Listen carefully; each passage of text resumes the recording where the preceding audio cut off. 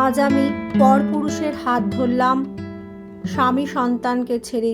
জানি না সমাজ এটা মেনে নেবে কি না। নমস্কার শ্রোতা বন্ধুরা, মন ছুঁয়ে গল্প চ্যানেলে সবাইকে আপনাদের স্বাগত। আমার স্বামী তপন খুবই ভালো মানুষ, একেবারে সৎ কর্মঠ যাকে বলে। আর আমার মেয়ে 8 বছরের, ফুলের মতো সুন্দর।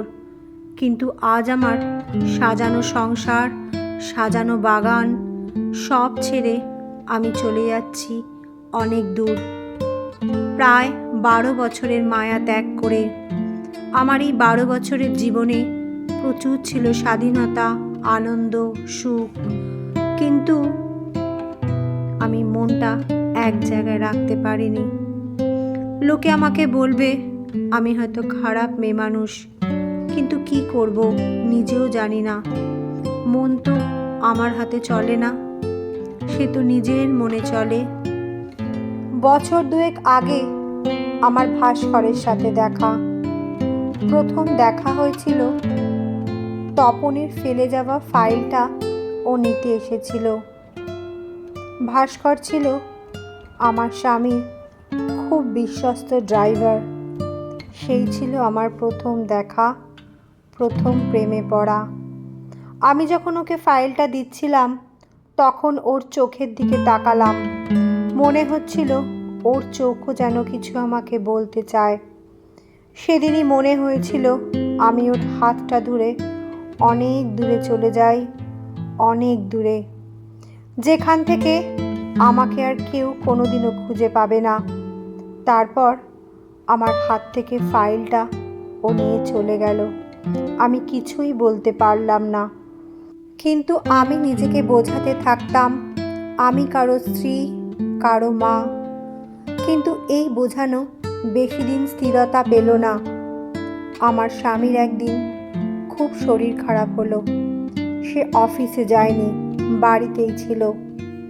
ভাস্কর এসে জিজ্ঞাসা করলো, দাদাবাবু কি আজ অফিস যাবে না?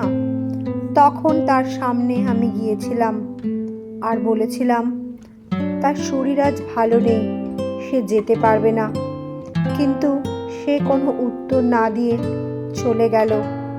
কিন্তু আমি তখন বুঝেছিলাম ওর চোখের মধ্যে আমার জন্য ভালোবাসা তৈরি হয়েছে।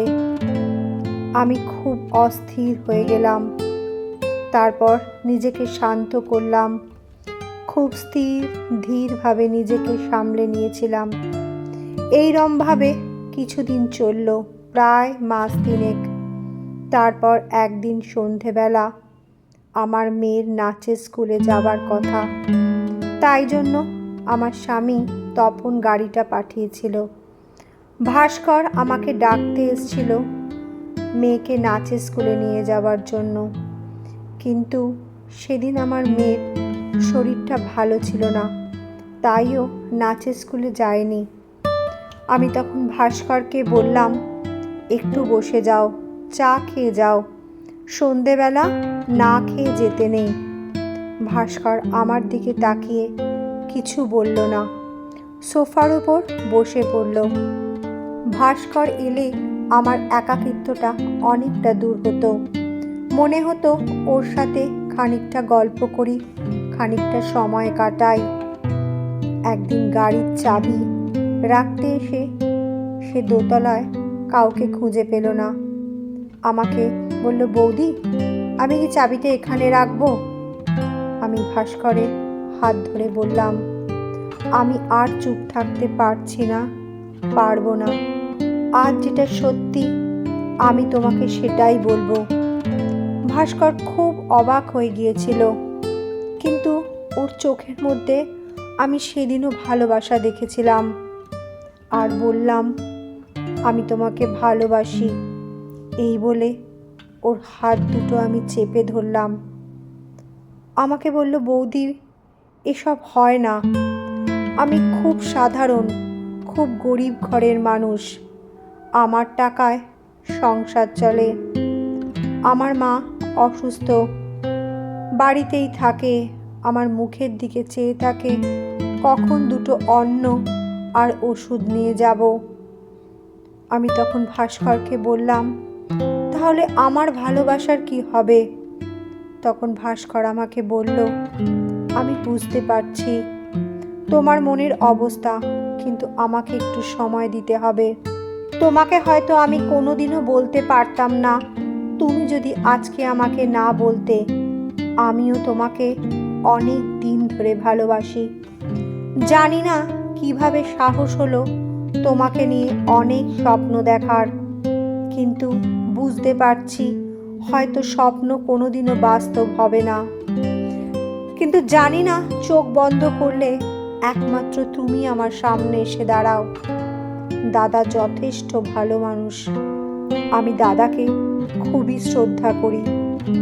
আমি তখন বললাম, আমাদের মাঝখানে দাদাকে কেন আনছো?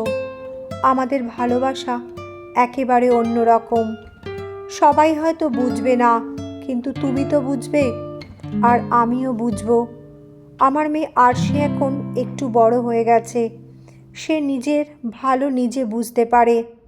তবে চলো আমরা দুজন মিলে অন্য কোথাও চলে যাই, কোথাও নতুন করে সংসার পাতি। কেউ কিচ্ছু বলবে না, কেউ জানতে পারবে না, কেউ আমাদের খোঁজ পাবে না। কারোকে কিচ্ছু বলার দরকার নেই, শুধু তুমি আর আমি। তুমি যদি বলো তাহলে আমি এগোবো, তুমি যদি আমার থেকে সময় নাও তাও আমি দিতে রাজি, কিন্তু আমাকে না বলে দিও না। আমি বড় একা, আমি মন থেকে একেবারে একা। আমি শুধু তোমার কাছে একটু আশ্রয় চাই, তোমার মনের মধ্যে থাকতে চাই।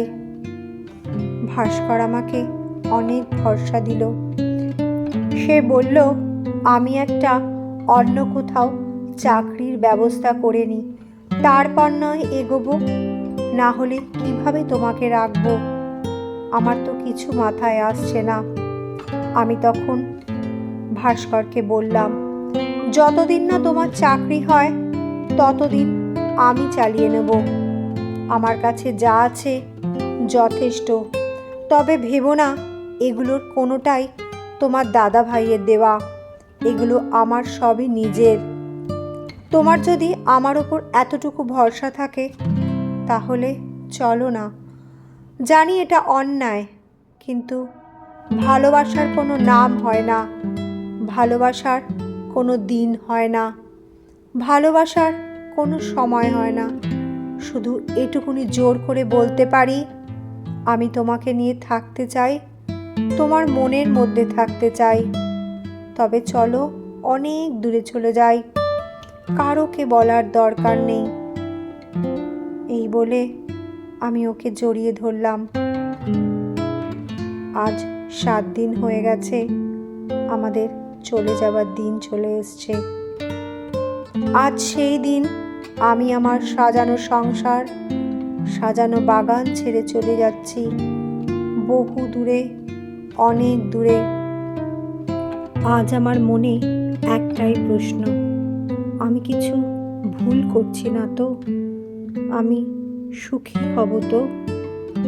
জানি না আমার ভাগ্যে কি লেখা আছে। ধন্যবাদ শ্রোতা বন্ধুরা। আমার এই অডিও স্টোরিটা যদি ভালো লেগে থাকে তাহলে অবশ্যই আমার পাশে থাকবেন, আমার চ্যানেলটা সাবস্ক্রাইব করে দেবেন।